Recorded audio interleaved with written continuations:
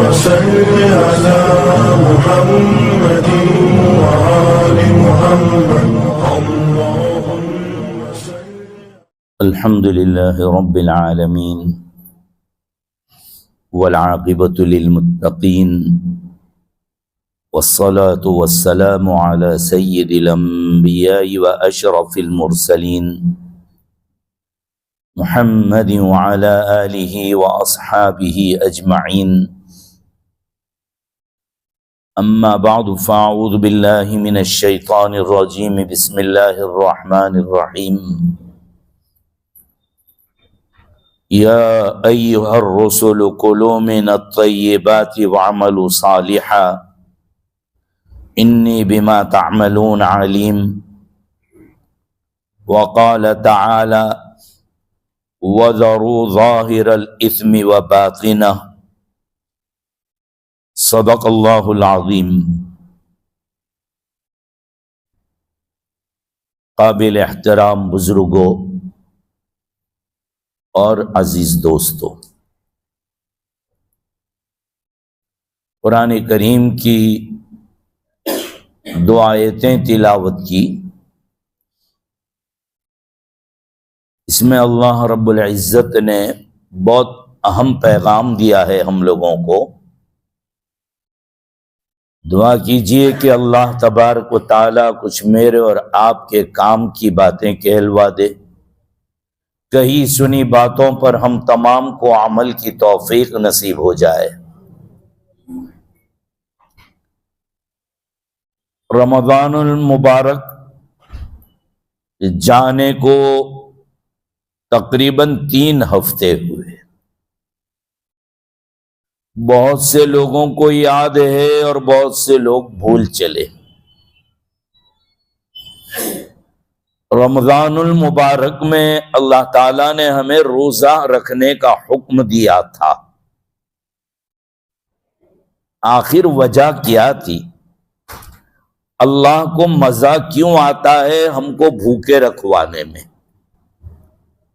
اتنی تیز گرمی، 15-16 گھنٹے نہ کھانا نہ پانی، کچھ نہیں.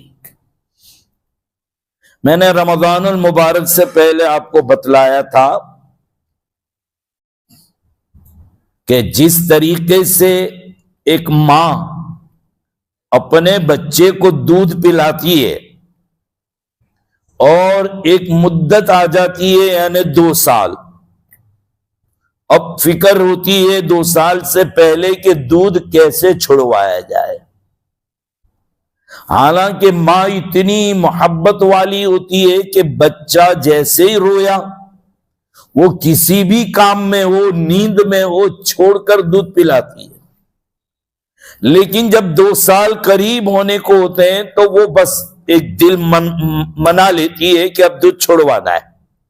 وہ روتا ہے، 2 وقت گزر گئے، پورا دن گزر گیا، وہ دودھ نہیں پی رہا ہے.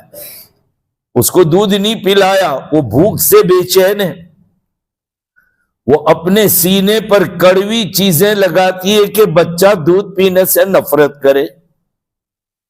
کیا ماں دشمن ہے بچے کی؟ نہیں، دشمن نہیں ہے. اصل ماں کو یہ ہے کہ دنیا میں اس سے اچھی نعمتیں پڑی ہوئی ہے کھانے کی. اگر یہی دودھ پیتا رہا، اسی کی عادت ہو گئی تو وہ نعمتوں سے محروم رہ جائے گا.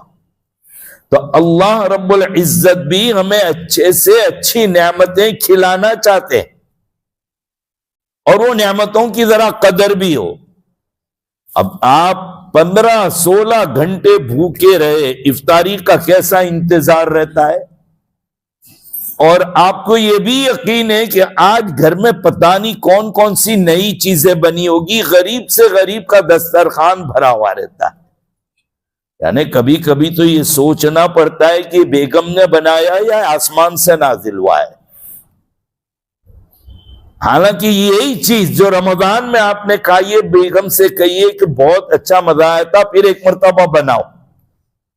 کیا نتیجہ ہوگا اس کے ذمہ دار آپ ہیں. ہمت ہو تو کہہ کر دیکھنا. آج تو اللہ وہ اچھی نعمتیں دینا چاہتے اور عید کے دن اس سے بھی اچھی نعمتیں. اس لیے اللہ نے ہمارے پیٹ کو اس قابل بنایا، اور بندے کو ذرا کھانے کی اچھی نعمتوں کی قدر ہو، اللہ اچھا کھلانا چاہتے تھے، اس لیے روزہ رکھوایا۔ ایسے ہی روزہ مجھے اور آپ کو اور بھی بہت پیغام دیتا ہے۔ مثال کے طور پر آپ روزے سے ہیں، بھوک بہت تیز لگی ہے، گھر میں کوئی نہیں ہے، فریز میں اور گھر کے اندر کھانا اچھے سے اچھا پڑا ہوا ہے، حلال پیسوں کا کمایا ہوا کھانا ہے، بہترین شربت پڑا ہوا ہے، اور آپ کو بھوک اور پیاس بھی بہت لگی ہے۔ کھا کے باہر نکل جائیں گے منہ پوچھ کر تو کس کو پتا چلے گا کہ حافظ ایاز کھا کر آئے؟ کسی کو پتا نہیں چلے گا، لیکن کوئی کھاتا ہے؟ نہیں، ڈرتے ہیں۔ حلال ہے، اپنی پسینے کی کمائی ہے، کوئی ہاتھ ڈالنے کو تیار نہیں ہے، اپنے دل کو یوں مناتے ہیں کہ اللہ 12-14 گھنٹے ہو گئے تو بھوکا رہا، اب کون سی دیر باقی ہے، ابھی عصر ہو جائے گی، ابھی مغرب۔ آپ دل کو مناتے ہیں، اس کو سمجھاتے ہیں، حالانکہ کوئی آپ کو بولنے والا نہیں ہے۔ کون ہے آپ کو بولے گا؟ کیوں بولے گا؟ آپ کا اپنا کھانا ہے۔ لیکن اللہ کا ایک ڈر، اللہ کی محبت، وہ روزہ جو پورا کریں گے آپ، وہ اللہ کی محبت میں، میرا اللہ راضی ہو جائے۔ ہر مسلمان کو یہ ہوتا ہے، نہیں روزہ پورا کرنا ہے، اللہ کی محبت میں آپ پورا کر رہے ہیں۔ نہیں جو کھاتے ہیں وہ اللہ کے ڈر سے، اللہ ناراض ہو جائیں گے، روزہ ٹوٹ جائے گا، اللہ ناراض ہو جائیں گے۔ تو دو چیزیں نصیب ہوئی روزے دار کو، ایک تو اللہ کا خوف، اور وہ بھی کیسا خوف؟ ایک تو سب کے سامنے بھی، اور ایک تنہائی میں۔ تنہائی ہے نا، کون ہے؟ کس کا ڈر ہے آپ کو؟ کوئی کا ڈر نہیں، تنہائی میں بھی اللہ سے ڈرنے والا۔ روزے دار کھلم کھلے میں بھی اللہ سے ڈرتا ہے، اور اپنے بند گھر میں بھی اللہ سے ڈرتا ہے۔ اصل مقصود یہ ہے، یہی چیز ہماری طبیعتوں میں رمضان کے بعد بھی باقی رہے۔ پھر دیکھو زندگی کیسے گزرے گی۔ ہم اپنے اکیلے تنہائی کے اندر بھی اللہ کا ڈر، اللہ کی محبت، اور سب کے بیچ میں بھی۔ روزے دار باہر نکلا، بد نظری ہو رہی ہے، نگاہ غلط جگہ پر جائے گی، فوراً اپنا آپ کو بچائے گا کہ نہیں میرا روزہ خراب ہو جائے۔ گالی بولنے کا موقع آیا، لڑائی ہوئی، کچھ بات ہی ایسی کہ گالی بولے گا، لیکن وہ ہٹ جاتا ہے، برداشت کر کے غصہ پی جاتا ہے، گالی نہیں بکتا۔ یہ ظاہر کے اندر اللہ کرے، اس کو معلوم ہے میرا روزہ خراب ہوگا، اپنے آپ کو کہتا ہے یار میں روزدار ہوں، میں روزے سے ہوں، اور روزہ مجھے میری گالی بولنے سے روکتا ہے، روزہ مجھے بد نظری کرنے سے روکتا ہے۔ بس یہی تو مطلوب ہے کہ ایک بندے نے جو رمضان میں محنت کی ہے، مشق کی ہے، پریکٹس کی ہے، جو عمل کیا ہے، رمضان کا چاند دیکھ کر وہ ختم نہیں ہونا چاہیے، وہ باقی رہنا چاہیے۔ رمضان المبارک میں آپ نے حلال کھایا اور کچھ گھنٹوں کے لیے حلال سے بھی رک گئے۔ روزہ رکھتا تھا آدمی، حرام، یار میں پوری زندگی کھاتا رہا، روزے بھی رکھوں گا اور حرام کھا کے رکھوں گا، اللہ قبول نہیں کریں گے۔ حلال ہی کھانا ہے، افطاری میں بھی سحری میں بھی آدمی پاکیزہ کھاتا ہے۔ اب آپ دیکھیں گے کہ روزے دار کی زندگی کیسے ہو رہی ہے۔ وہ مسجد اور گھر، اپنے کام پر گیا، کام پر سے آیا کہ گھر، آرام کیا کہ چلو مسجد، مسجد میں آیا، اگر قرآن کی تلاوت کرنا جانتا ہے تو قرآن کریم کھول کر بیٹھے گا، یا تو دعاؤں میں لگے۔ ذرا آپ اپنا اندازہ لگائیے کہ آپ کے 24 گھنٹے رمضان میں کیسے گزرے۔ یا تو کام پر تھے، یا تو سوئے آپ، یا تو آ کر قرآن شریف کی تلاوت میں لگ گئے، وقت بچ گیا آپ دعاؤں میں لگ گئے۔ کتنی لمبی لمبی دعائیں مانگی آپ نے، کتنی دیر تک اللہ کے سامنے روتے رہے، مانگتے رہے۔ کبھی کبھی تو سحری میں جلدی اٹھ گئے، 2-4 رکعت تہجد پڑھ لی، نہیں تو کم از کم دعاؤں میں لگ گئے. فجر کی نماز جلدی ہو رہی تھی پھر بھی آپ نماز پڑھنے کے لیے آ گئے, ہے نا. ہمارے 24 گھنٹے کیسے گزر رہے تھے, خود بخود نیک عمل کرنے کا جذبہ اور شوق. کتنے صدقے جو خیرات کرتے تھے اس میں اضافہ کر دیا. بیوی بچوں کے اوپر اچھے سے دل کھول کر آپ نے خرچ کیا, آپ کے دل میں کوئی تنگی نہیں. اپنے غریب رشتہ داروں کے لیے آپ نے افطاری کا سامان یا تو کچا بھیج دیا یا تو بنے ہوئے میں سے کچھ, کم از کم پڑوسی کے لیے 2 پکوڑے اور 2 سموسے ہی بھیج دیے. یہ مسلمانوں میں بڑا اچھا رواج ہے, بڑی اچھی عادت ہے کہ اپنے محلے میں اپنے رشتہ داروں کے لیے کچھ نہ کچھ بھیجتے رہتے ہیں. اتنے سب نیک عمل کا جذبہ آیا کہاں سے؟ کس نے اتنی جلدی زندگی بدل دی؟ 1 مہینے میں کیسے شریف بن گئے, کیسے نیک بن گئے؟ وہ تو خود قرآن کریم نے فرمایا, یا ایھا الذین آمنوا کتب علیکم الصیام کما کتب علی الذین من قبلکم لعلکم تتقون. ہم نے روزے اس لیے دیے تاکہ ہم تم کو تقوی والا بنا دیں, متقی بنا دیں. تو تقوی کے لیے بڑے بڑے لوگ بہت بڑی محنتیں کرتے ہیں. یہ ایک شارٹ کٹ دے دیا ہے, شارٹ کٹ دے دیا ہے کہ چلو یہ راستے سے آ جاؤ گے تو بھی جلدی تم تقوی کے راستے پر آ جاؤ گے. اور تقوی مل گیا. یہ جو باتیں تھی اس پر اگر آپ نے توجہ دے لی, اپنے آپ کو گناہوں سے بچایا, اپنے آپ کو نیکی کے کام پر لگایا, اعمال صالحہ کی رغبتیں اور اعمال صالحہ میں نیک عمل کرنے میں زیادتی ہو گئی.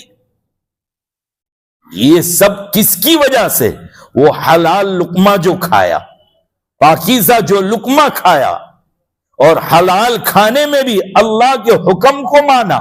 اللہ نے کہا کھاؤ تو کھایا, اللہ نے کہا بھی نہیں کھا سکتے تو نہیں کھایا. آپ نے اتنا اپنے دل کو منا لیا. قصہ مختصر, ہمیں اب جو چلنا ہے وہ یہی ہے کہ حرام سے بھی ہم اسی طریقے سے اللہ کے ڈر سے اور اللہ کی محبت میں بچنے والے بن جائیں. حلال لقمہ, حرام لقمے کو چھوڑنا ہے. جب مسلمان قوم, آپ لوگ تو وہ ہیں کہ پاکیزہ اور حلال کھانے کو اللہ کے ڈر سے چھوڑ دیا تھا. چند گھنٹے 15 گھنٹے حلال لقمے کو جب آپ نے ہاتھ نہیں لگایا, تو کیا ایک مسلمان پوری زندگی حرام سے دور رہے؟ یہ نہیں ہو سکتا. کر سکتے ہیں. ہم یہ کہہ دیتے ہیں کہ نہیں مولانا مارکیٹ میں ٹکنا ہے تو یہ تو کرنا پڑے گا. اگر ہمیں مارکیٹ میں دھندے میں چلنا ہے, کامیاب ہونا, تو اس کے بغیر تو چھٹکارا نہیں ہے, یہ تو کرنا ہی پڑے گا. یہ دل نہیں بنانا ہے, یہ من بنانا ہے کہ ساری دنیا یہ کرتی رہے. مجھے اللہ کا ڈر ہے, میرے اللہ کے لیے میں چھوڑوں گا تو میرے اللہ مدد بھی کریں گے. جیسے قرآن کریم میں کہا, یا ایھا الذین آمنوا اذا نودی للصلاۃ من یوم الجمعۃ فاسعوا الی ذکر اللہ وذروا البیع. اے ایمان والو, جب آپ جمعہ کی اذان کی آواز سنو تو فاسعوا الی ذکر اللہ, تیزی سے مسجد کی طرف آ جاؤ, کاروبار بند کر دو. آپ کتنی تیزی سے آئے, ابھی تو اذان بھی نہیں ہوئی. یہ جمعہ کی محبت میں آپ فکر نہیں کر رہے. جمعہ کے دن مسلمان جمعہ کے دن کتنے تو اندر وہ ہوں گے کہ جو لیٹ اٹھتے ہیں تو دکان بھی نہیں کھولتے جمعہ کے دن, جمعہ کی نماز کے بعد. اور کتنے وہ ہیں کہ جنہوں نے کھول دی 12 بجے میں دکان بند بھی کر دی. کتنے اذان سن کے بند کر دیں گے. بھئی فکر ہے, دھندا نہیں ہوتا, دھندے کا ٹائم ہے, آپ چھوڑ کر آ گئے. لیکن قرآن نے دوسرا حکم دیا, فَإِذَا قُضِيَتِ الصَّلَاةُ فَانْتَشِرُوا. اب خبردار, اب زیادہ دیر مت لگاؤ, نکلو زمین میں. وَابْتَغُوا مِنْ فَضْلِ اللَّهِ, اللہ کی روزی کو تلاش کرو. اللہ نے دکان دی ہے, جلدی کھولو. آپ جس کاروبار میں لگے, لوگ آپ کا انتظار کر رہے, بھاگو. وَابْتَغُوا مِنْ فَضْلِ اللَّهِ, اللہ کی روزی کو تلاش کرو. تو پہلے تو کب بند کرو, اب کب کھول دو. لیکن علماء نے لکھا ہے کہ جو قرآن کی مان کر اذان کے وقت اپنے کاروبار بند کر دیتا ہے, حالانکہ دھندے کا ٹائم ہے بند کر دیا، لیکن جمعہ کی نماز کے بعد اللہ کے حکم کو مان کر کھول بھی دیا کہ میرے اللہ کا حکم ہے اس لیے اب کھول بھی رہا ہوں، اور اسی لیے میں نے بند کی تھی۔ انشاءاللہ روزانہ سے زیادہ 70 درجے زیادہ اللہ برکتیں نصیب فرمائیں۔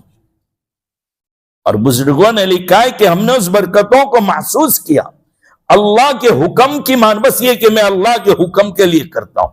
پھر دیکھیے کھانے سے پہلے ہاتھ دھونا سنت ہے، فٹ وال سے پوچھنا نہیں ہے، وہی بھیگے ہوئے ہاتھ جھٹک دو، اسی سے کھانے بیٹھنا ہے۔ تو یہ حدیث شریف ہے، سنت ہے، میرے نبی کی سنت ہے۔ اور جو آدمی نبی کی سنت مان کر ہر کھانے سے پہلے ہاتھ دھو لے گا، اللہ بھی اس کا بدلہ دیتے ہیں، اللہ بھی اس کا بدلہ دیتے ہیں کہ میرے نبی کی تو نے مانی، نبی کی محبت میں مانی ہے۔ بزرگوں نے اپنا تجربہ نقل کیا ہے کہ اس کی برکت سے بڑے سے بڑا قرضہ اور ادھاری ادا ہو جائے گی، بڑے سے بڑا قرضہ، بڑے سے بڑی ادھاری اسی سنت کی برکت سے۔ ہم وظیفے پڑھتے، وظیفے پڑھ پڑھ کے تھک گئے، لیکن نہیں ہو رہا، سنت کے خلاف عمل کیا تھا، لیکن آج سنت کے مطابق ہم سب آج نیت کر لیں کہ ہمیں کھانے سے پہلے ضرور ہاتھ دھونا ہے، چاہے بیٹھ گئے ہو کھڑے ہو جاؤ، نبی کی سنت، میرے نبی کی سنت ہے۔ پھر آگے نتیجہ دینا نہ دینا یہ اللہ کا کام ہے، ہمیں تو نبی کی سنت سمجھ کر وہ لالچ میں نہ جاوے، ہمیں نیت قرضے ادا کروانے کی نہیں کرنا ہے، ہمیں تو نیت کہ میرے نبی کی سنت ہے۔ تو پھر اس میں کبھی دیر ہوئی تو نہیں تو اللہ تعالیٰ آزمائیں گے کہ دیکھو ذرا قرضہ ادا کرنے میں دیر لگوا ہے، یہ کہ اتنے دنوں سے ہاتھ دھوا کچھ ہوتا ہے، ہم نہیں دھونا ہے، نہیں، نبی کی سنت پر عمل کرنا ہے۔ ایسے ہی میرے بھائیوں آ جائیے، میں نے اور آپ نے، ہم نے محنتیں کی، روزے رکھے، اتنی دیر بھوکے رہے، حلال کو بھی چھوڑ دیا۔ ہم نے وہاں سے سبق سیکھ لیا ہے کہ حلال سے روکے تھے اللہ کی محبت میں، حلال بھی نہیں کھایا تھا اللہ کے ڈر سے۔ اب یہ بھی کر لینا کہ حرام کتنا خوبصورت کیوں نہ ہو، حرام کتنا زیادہ کیوں نہیں آتا ہو، ہمیں اب حرام کو بھی ہاتھ نہیں لگانا ہے، حرام سے توبہ کرنا ہے، حرام کو چھوڑنا ہے۔ ہم مسلمان ہیں نا، ہمارا ایمان اللہ کی ذات پر ہے، ہم تقدیر کو ماننے والے بھی لوگ ہیں۔ جتنا زندگی میں جو پیش آنے والا ہے اللہ نے وہ بھی لکھ دیا ہے، کس کو کتنا رزق ملنے والا ہے وہ بھی اللہ نے لکھ دیا ہے، سب کے لیے لکھ دیا ہے۔ آج کے دن میں کس کو کتنا ملے گا اللہ نے لکھ دیا، اتنا ہی ملے گا، اس سے زیادہ نہیں، اس سے کم بھی نہیں ملنا، لکھ دیا ہے۔ آج آپ کے لیے لکھ دیا کہ اتنا ہے آپ کے مقدر میں، اتنا ملے گا، وہ اللہ کو معلوم ہے، وہ کسی کو پتا نہیں ہوتا، اللہ ہی کو پتا ہوتا ہے۔ اب اللہ نے بندے کو اختیار دے دیا، ہم نے تو تیرا مقدر کر دیا ہے، اب تیرے اختیار میں ہے، چاہے تو حلال سے لا چاہے تو حرام سے لا، اللہ تو اتنا ہی دیں گے جتنا آپ کو یہ لگا کہ یہ لگ گیا اپنا نشانہ اور اس میں تو بڑی کمائی ہے۔ نہیں، اللہ کے ڈر سے چھوڑ دو، اللہ نے جو لکھا ہے اتنا حلال راستے سے بھی آ جائے گا۔ یہ من کو منا لے کہ مجھے حلال ہی کی محنت کرنا ہے، حرام سے بچانا ہے، اللہ حلال کے راستے، یعنی آنا تو اتنا ہی ہے جتنا حرام کے راستے سے آیا اتنا حلال کے راستے سے بھی آ سکتا تھا اگر آپ ادھر دھیان رکھتے تو۔ لیکن جب اپنے آپ کو آپ نے حرام پر ڈال ہی دیا، اللہ کہتے تو جدھر جاتا ہے میں بھی تجھے دھکا لگا، جا ادھر چلا جا۔ تو معاملہ یہ اللہ مدد کو بھائیوں، جب حلال کا لقمہ پیٹ میں جاتا ہے تو پھر عمل کی سوجتی ہے، نیک عمل کی طرف طبیعت چلے گی، دعائیں قبول ہوگی، اور حرام کا لقمہ پیٹ میں گیا گڑبڑ کرے گا، ہلچل مچائے گا، وہ آپ کو غلط کاموں کی طرف لے جائے گا۔ میں نے اس سے پہلے کئی مرتبہ واقعہ سنایا آپ کو، ہمارے بزرگوں میں اولیاء کبار میں ایک بزرگ گزرے ہیں، بڑے ولی کامل حضرت مولانا یعقوب صاحب نانوتوی رحمت اللہ علیہ، مادر زاد ولی، پیدائشی ولی، گناہ سے نفرت، لیکن اتنا بڑا ولی، ان کی خصوصیت یہ تھی کہ کسی مسلمان کو وہ گنہگار ہی نہیں سمجھتے تھے. سب مسلمان جو بھی مسلمان ہے بس یہ اچھا ہے، خراب نہیں ہے. یوں کہتے تھے میں خراب رہوں گا تو مجھے سب خراب نظر آئیں گے. ہاں مجھے بھی اگر آپ خراب نظر آتے ہیں کہ یہ خراب ہے وہ خراب ہے، اس کا نام چھوڑو، اس کا نام چھوڑو، اس کے تو دھندے ایسے ہیں. نہیں، اس کے نہیں، خود کے میرے دھندے ایسے ہیں. میں خراب ہوں تو مجھے لوگ خراب نظر آتے ہیں، اگر میں خود اچھا ہوں گا تو مجھے اچھے نظر آئیں گے. ہمیں بھی یہ طبیعت بنانی ہے کہ ہمیں سب خراب نظر نہیں آئے، ہمیں اچھے. اگر ہمیں خراب نظر آتے تو سمجھ لینا میرا پرچھایا پڑ رہا ہے اس پر، میرا سایہ پڑ رہا ہے. میرا دل خراب ہے، میری نگاہیں خراب ہے، میرے عمل خراب ہے تو مجھے سارے لوگ خراب نظر آ رہے ہیں. میں اچھا رہوں گا سارے لوگ اچھے. تو حضرت کا یہی حال تھا. ایک مرتبہ ایک مسلمان آیا، کہا حضرت میرے گھر کھانے کی دعوت. اب یہ بھی نہیں سوچتے کہ یہ مسلمان ہے لیکن حلال کا کماتا ہے کہ حرام کا. نہیں، مسلمان ہو، یعنی ان کا عقیدہ کیا کہ مسلمان اور حرام کماوے یہ ہو ہی نہیں سکتا. مسلمان کمائے گا تو کیسا کمائے گا؟ حلال ہی کمائے گا. بس یہی مزاج. کہا ٹھیک ہے بھائی، آ جاؤں گا دعوت کھانے. قبول کر لی. گئے، لقمہ جیسا ہی پہلا پیٹ میں گیا. اللہ کا ولی تھا نے کبھی حرام کھایا نہیں تھا، وہ حرام لقمے نے گڑبڑ شروع کر دی. جیسے میں اپنے کہتے ہیں نا، آج چنے کی دال کھائی تھی تو گیس شروع ہو گیا. اور لوگ کہتے ہیں کہ بھئی مرتے تھوڑا کوئی بھوت ہو جاتا ہے. وہ تو لقمہ پیٹ میں جاتے حرام گڑبڑ. وہ سمجھ گئے کہ غلط، چھوڑ دیا کھانا اور کلی کرنا شروع کی. منہ میں انگلیاں ڈالی، جو کھایا تھا وہ نکال دیا. کہتے میں نے پہلے سے صبح میں جو ناشتہ کھانا کھایا تھا وہ بھی سب نکال دیا. آدھے گھنٹے تک یہ عمل کرتا رہا، پورا پیٹ خالی کر دیا، پورا پیٹ. لیکن اس کے باوجود وہ حرام کا لقمہ ذرا غلطی سے چلا گیا تھا پیٹ میں.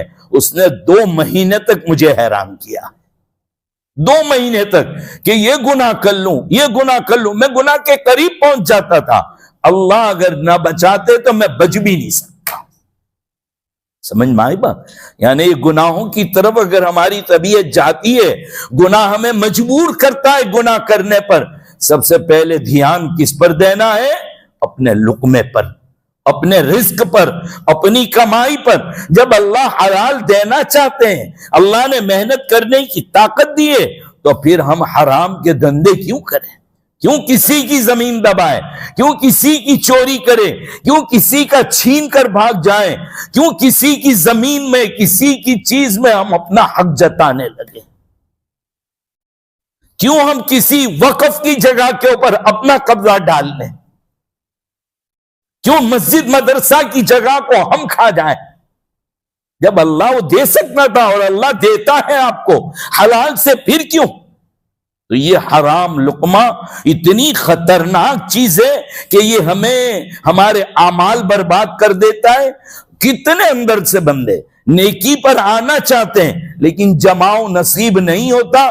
اس کی بہت سی وجوہات ہوگی، ایک وجہ یہ بھی ہے. دوسری بات، دعائیں قبول نہیں ہوتی. ایک بادشاہ گزرا ہے، بہت ظالم تھا، حجاج ابن یوسف ثقفی. کئی صحابہ کو اس نے قتل کیا ہے، بڑا ظالم. اس کو پتا چلا کہ اس کی بستی میں کچھ اولیاء اللہ آئے ہیں اور وہ لوگ ہیں کہ جن کی دعا ہمیشہ قبول ہی ہو جاتی ہے. اس کو ڈر لگا کہ یہ اللہ والے آ رہے ہیں، بستی والے شکایت کریں گے کہ میں ظلم کر رہا ہوں، لہذا کہیں انہوں نے ہاتھ اٹھا دیے، میری بد دعا کر دی میرے خلاف، تو میرا تو حالت خراب ہو جائے گی، میری حکومت چلی جائے گی. تو اس نے فوراً اپنے خاص پرائیویٹ خادم کو بلایا. یہاں دیکھو مہمان ہمارے شہر میں آ رہے ہیں، پہلے جا کر تو ان کو کھانے کی دعوت دے دے اپنی یہاں کہ دربار میں کھانا ہوگا. اور کھانا بھی کہاں سے کرے گا؟ دیکھ میں نے فلاں جگہ پر ایک رقم رکھی ہوئی ہے، وہ رقم لیا، یہاں سے نہیں وہاں سے لینا، وہ جگہ سے، اور اس سے دعوت کروا دے. اچھی بات ہے. وہ لایا, اس سے دعوت کروا دی, اس نے کھلا دیا ان کو. اب وہ کہنے لگا میں مطمئن ہو گیا. کہا کیا مطمئن ہو گیا, کیا ہوا؟ کہا بات یہ تھی کہ وہ مستجاب الدعوات لوگ تھے, میں نے وہ حرام کمائی رکھی ہوئی تھی, اس سے ان کو کھلا دیا, اب ان کی دعا میرے حق میں قبول نہیں ہوگی. سوال پیدا ہوتا ہے نا, ان کو تو پتہ بھی نہیں تھا کہ یہ حلال ہے کہ حرام ہے, ان کا کیا قصور ہے؟ ارے ایک مثال سے سمجھ لو کہ ایسڈ اور زہر رکھا ہوا ہے, پیلا پیلا دکھتا ہے, ایسا لگا جیسے مینگو کا جوس.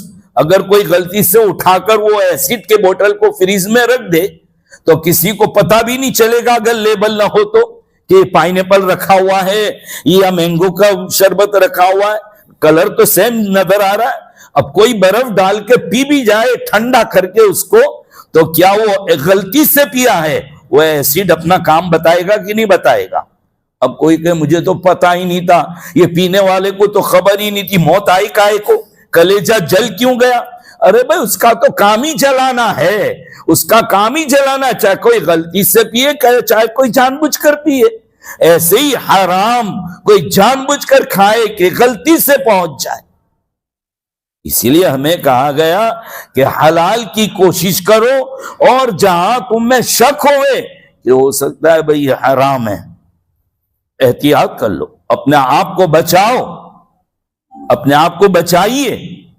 بلکہ میں تو اپنے بھائیوں سے کہتا ہوں, اب آج کل چکن کا رواج اتنا ہے کہ کتنے تو اس کے بغیر رہ بھی نہیں سکتے. چکن کھانا, اور اسی کو, اور چکن کی دنیا بہت بڑی ہو گئی, اب تو بہت بڑی دنیا ہو گئی ہے. جدھر جاؤ, اب تو جس شہروں میں جاؤ, جہاں جاؤ چکن مل جائے گی. لیکن ذرا دیکھو تو صحیح, ذبح کیسے ہوئی ہے, کاٹے کیسے گئی ہے. ذرا جہاں بہت زیادہ ذبح ہوتی ہے دکان پہ چلے جاؤ, سائڈ پہ کھڑے رہ کے تھوڑا تماشا بھی دیکھو کہ کیا ہو رہا ہے. وہ ذبح کرنے والے کے کپڑے پہلے تو دیکھو, خیر اس کا کام تو پہنے گا ایسے. نمبر 2, اس کے منہ میں تبرک ہوتا ہے نا, اتنا بڑا گٹکا, سلام کرو تو جواب بھی نہیں ملے گا. اب وہ ذبح کرتا ہے تو کیسا, کون سا بسم اللہ کا, کیسی بسم اللہ پڑھے گا وہ؟ آپ کو کہیں بغیر بسم اللہ پڑھے ہوئے, اللہ کا نام لیے بغیر تو نہیں کھلا رہا ہے. حلال کمائی سے لا رہے ہو, اتنی محنت سے لینے کے لیے گئے, کھڑے رہ کر آپ کہیے کہ بسم اللہ, اللہ کا نام لے کر ذبح کر. بھائی یہ نہیں کہتا کہ چکن چھوڑ دیجئے, نہیں کھائیے, لیکن اتنی محنت تو کیجئے کہ آپ اس کو اتنا تو مجبور کرو کہ نہیں, میرا جانور ذبح کرنا ہے, میری چکن ذبح کرنا ہے, بسم اللہ بول کر ذبح کرو. اندھا دھن مت لے لو. وہ کر رہا ہے اللہ کا, کیونکہ قرآن نے کہا جس پر اللہ کا نام لیا گیا وہ کھاؤ. وَلَا تَأْكُلُوا مِمَّا لَمْ يُذْكَرِ اسْمُ اللَّهِ عَلَيْهِ, جس پر اللہ کا نام نہیں لیا گیا ہے مت کھاؤ, اس کو چھوڑ دو. تو حلال چیز بھی ایک عمل کی وجہ سے, ایک حرکت کی وجہ سے وہ حرام ہو جاتا ہے. اس لیے قرآن کریم کہتا ہے کہ کُلُوا مِنَ الطَّيِّبَاتِ مَا رَزَقْنَاكُمْ, ہم نے جو رزق دیا ہے اس میں سے جو پاکیزہ ہے, پاکیزہ, من الطیبات, پاکیزہ اس کو کہتے ہیں کہ حلال کھانا کسی وجہ سے وہ بھی حرام ہو سکتا ہے. ادھر ادھر کا کہیں چڑھا دیا ہے غیر اللہ کے نام پر, وہ حرام ہو جائے گا. اسی طریقے سے اللہ کا نام لے کر جانور کو جب ذبح نہیں کیا گیا وہ جانور آپ کے لیے حرام ہو جائے گا. تو چکن کھانے کے شوقینوں ذرا یہ دیکھو, وہ دکانیں جہاں ہوٹلوں میں بالکل بڑی تعداد میں آتی ہے, اور وہ دکانیں جو ہزاروں کی تعداد میں چکن کاٹتی ہے, ذرا ان سے بھی دیکھو, وہاں تحقیق کرو. ایسا نہیں کرتے ہو کہ ذبح کیا اور گرم پانی میں ڈال دیا. ذبح کر کے کہاں ڈال دیتے ہیں؟ چمڑا نکالنے کے لیے, کیونکہ اتنا کام کرنا ہے, ڈالا گرم پانی میں, چمڑا اتارا, پیٹ میں ناپا کی تھی, پورے بدن میں پھیل گئی, حرام. شادیوں کا بھی یہی حال ہوتا ہے. اس لیے تحقیق کر لیا کرو. اگر شادیوں میں آپ بھی چکن کھلانے والے تو یہ مت سوچنا کہ نہیں کھلاؤ, لیکن وہاں پر اپنا بندہ ذبح کرنا جائے اور سیدھا سیدھا یہ طریقے سے ذبح کر کھلائیے، کون نہ کہتا ہے؟ اسی لیے کہا گیا کہ رمضان نے مجھے اور آپ کو سبق دیا ہے کہ بالکل پاکیزہ اور حلال کھائیے، رمضان کے بعد بھی طبیعت ایسی رہے گی، نیک عمل کی طرف جائیں گے، گناہوں سے بچنے کی ہمت پیدا ہو جائے گی۔ یہی مجھے اور آپ کو رمضان نے سبق دیا۔ حتیٰ کہ آپ کی سیلری میں، آپ کے پگار میں کوئی نوٹ آ گئی ہے کھوٹی، غلط، اب ہم کیا کہتے ہیں؟ اچھی نوٹوں کے بیچ میں اس کو رکھ کر گراہک کو دے دو، بیپاری کو دے دیا، حالانکہ وہ بیپاری اتنا بیزی ہے کہ آپ کی نوٹ دیکھنے کا موقع نہیں ملا، اس نے لے جا کر رکھ دیا، آپ نے غلط کیا۔ اب آپ کہیں گے میرے پاس آ گئی تھی، تو آپ کے پاس آ گئی تھی، آپ یا تو بینک میں جا کر بتاتے، وہاں چینج کرواتے، نہیں تو اپنا نقصان سمجھ کے بیٹھے رہتے۔ آپ نے یہ چلا کر ایک غلط کام کیا، قرآن اس کی اجازت نہیں دیتا، اسلام اس کی اجازت نہیں دیتا کہ کھوٹی نوٹ، غلط سکہ اچھوں کے بیچ میں دبا کر دے دیا جائے۔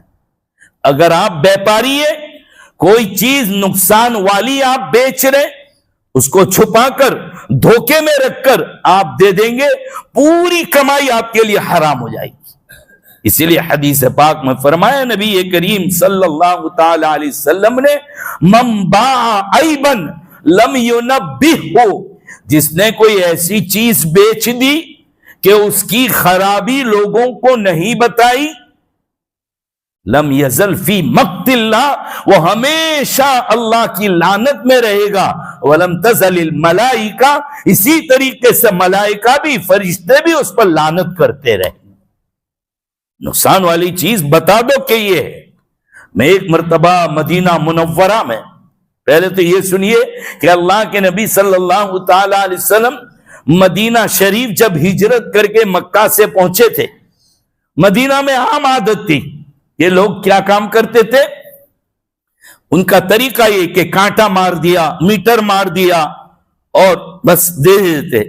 قرآن کی آیت نازل ہوئی، وَيْلٌ لِّلْمُطَفِّفِينَ اِذَا اكْتَالُوا عَلَى النَّاسِ يَسْتَوْفُونَ وَإِذَا كَالُوهُمْ أَوْ وَزَنُوهُمْ يُخْسِرُونَ أَلَا يَظُنُّ أُولَٰئِكَ أَنَّهُم مَّبْعُوثُونَ، کم تولنا، گھٹا کر دینا، ناپ کے اندر چوری کرنا، اس کی حرمت کو بیان فرمایا۔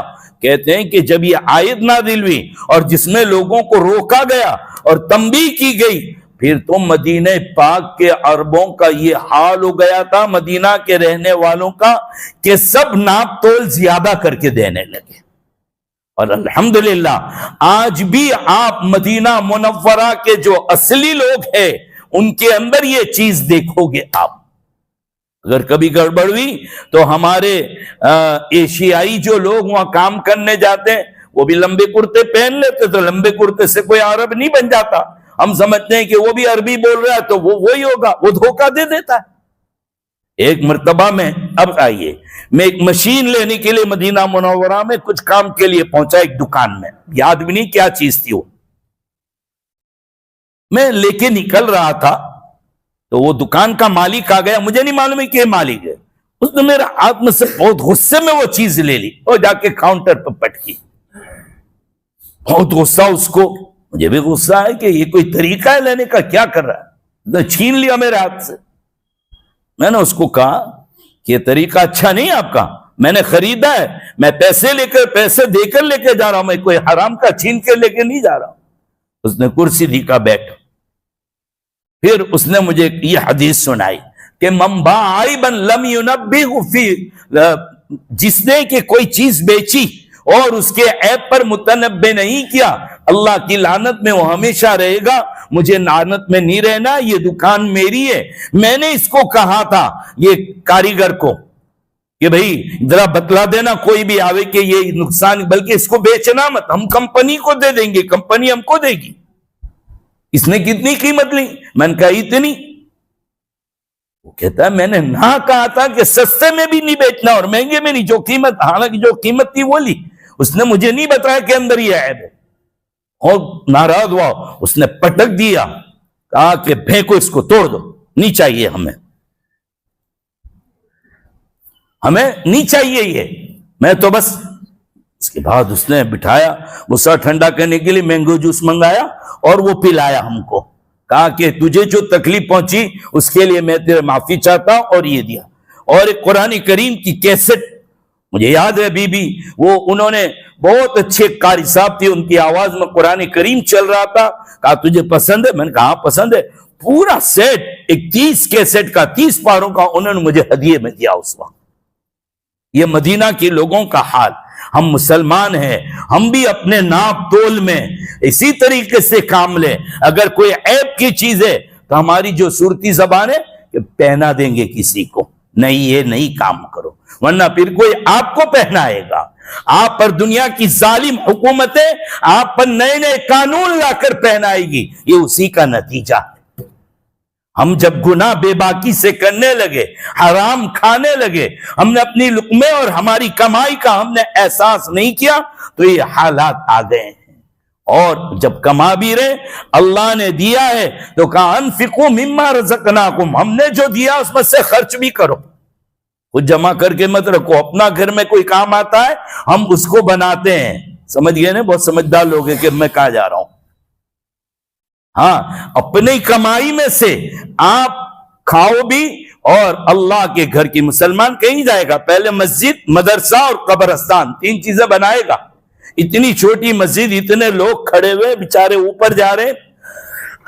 اللہ نے جب عمارت دوسری دے دی تو پھر آپ دل کھول کر خرچ کیجئے, اس میں ارادہ کر لیں.